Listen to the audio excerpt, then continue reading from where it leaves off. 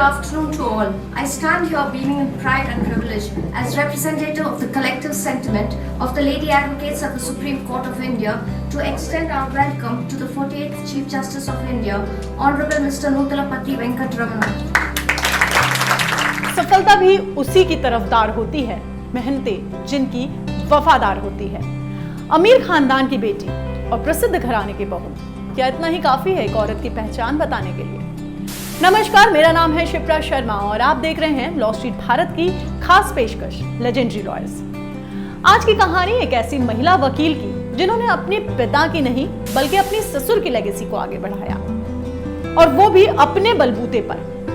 शादी के बाद देश की राजधानी में कदम तो रखा, लेकिन सर्वोच्च न्यायालय तक का सफर इतना आसान नहीं था। तो कैसा रहा शादी के 8 साल बाद शुरू किया गया वकालत का सफर?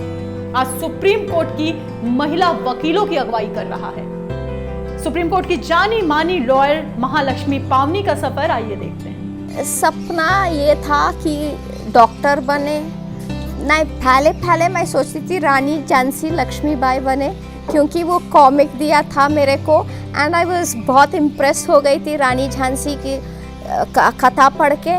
महालक्ष्मी जैसा नाम वैसी ही शख्सियत, भगवान पर इतनी आस्था कि हर दिन और हर केस की शुरुआत उनकी पूजा अर्चना किए बिना शुरू ही नहीं करती।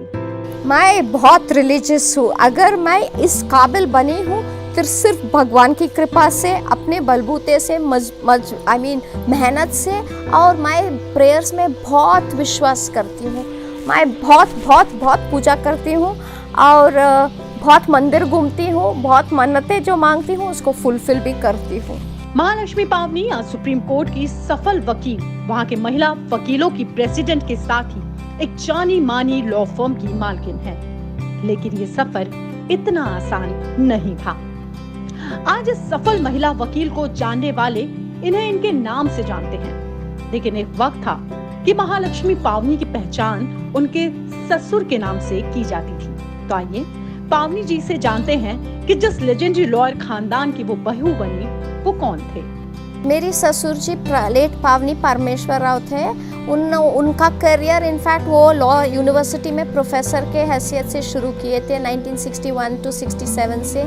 तो उनका मिलना जुलना लॉयर से साथ बहुत जुड़ा था, NC चैटर्जी सर के साथ और LN सिन्हा के साथ, फिर बड़े बड़े वकीलों के साथ, MC सेटलवॉर्ड के साथ। तो उस दौरान में वो NC चैटर्जी सर को मदद किए थे रिसर्च वर्क में, और एक बुक किताब भी पब्लिश की थी 1966 में। तब NC चैटर्जी ने बोला था कि mister Parameshwar you are very good, why don't you join the profession. लेकिन ससुर जी को बहुत फाइनेंशियली साउंड नहीं थे और वो इनसिक्योरिटी भी था कि एक पेइंग जॉब को छोड़ के एक इनसिक्योर जॉब में कैसे शिफ्ट करें। फिर भी उन्होंने छलांग मारी। 67 में ही केम इनटू द प्रोफेशन, और उनका फर्स्ट केस था MS गिल, तो वो इलेक्शन नीड्स के बारे में था। फिर that was the turning point, and the turning point in his life came in AR Antule versus state of Maharashtra. वो केस उनको बहुत बड़ा नाम, बहुत ऊंचाई के ऊपर बिठा दिया, क्योंकि वो 5 जजेस के सामने उनको यकीन दिला सके कि आप गलत हो, और वो रिव्यू को अलाउ किए। So that was the first time, and then there was no looking back for him. And because he was a professor, he was very good in lecturing and he used to write articles. he's got so many awards. He was awarded the Padma Bhushan.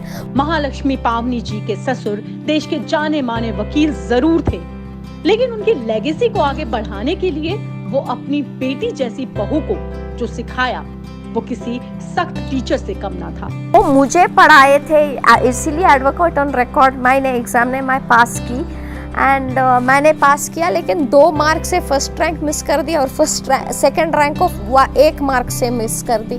फिर भी drafting में मेरे को highest मिला था उस ज़माने में।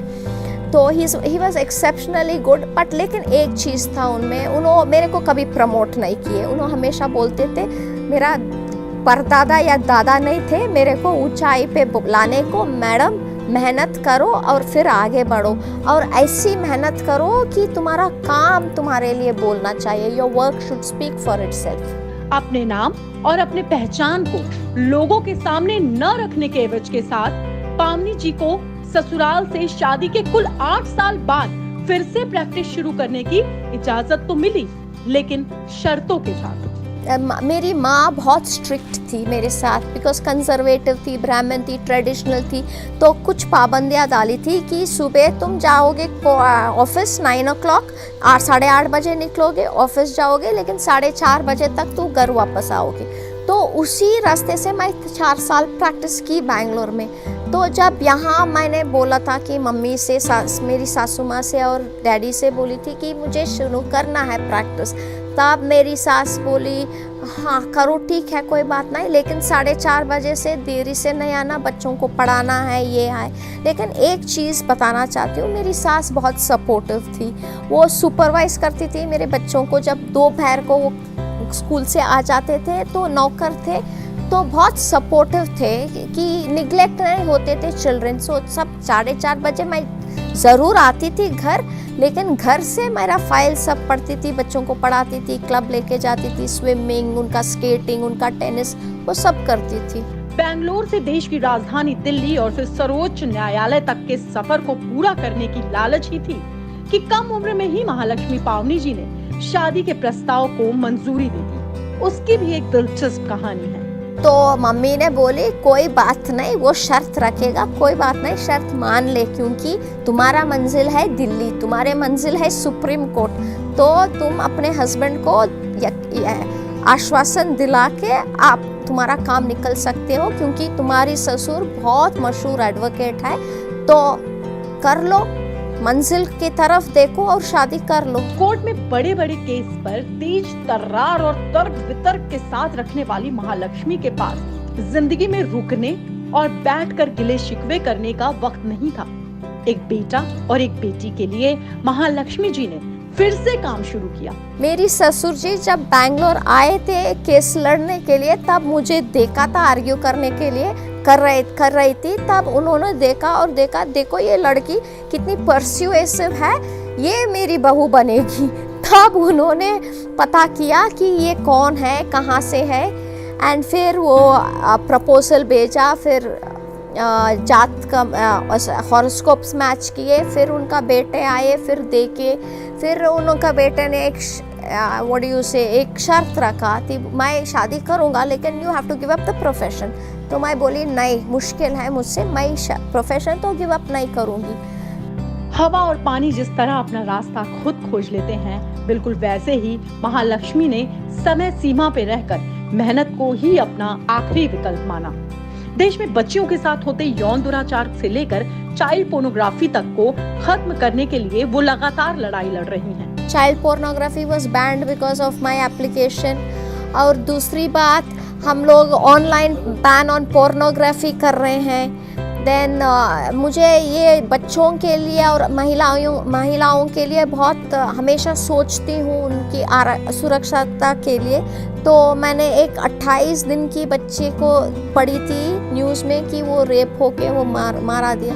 तब सुप्रीम कोर्ट विमेन लॉयर्स की तरफ से मैंने पिटिशन मूव किया और मैंने बोला कि that the harshest punishment should be given to child rapist. तो उन्होंने ये चाइल्ड रेपिस्ट केमिकल कैस्ट्रेशन और डेथ पेनल्टी, तब 2016 मैंने मूव किया और 2018 में पॉक्सो एक्ट अमेंड हुआ था।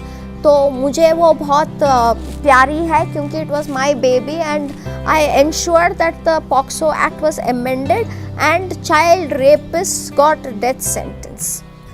एक बेटे और एक बेटी का जिम्मा पावनी जी ने इस बखूबी से निभाया कि वो दोनों आज उनकी ढाल बनकर खड़े हैं।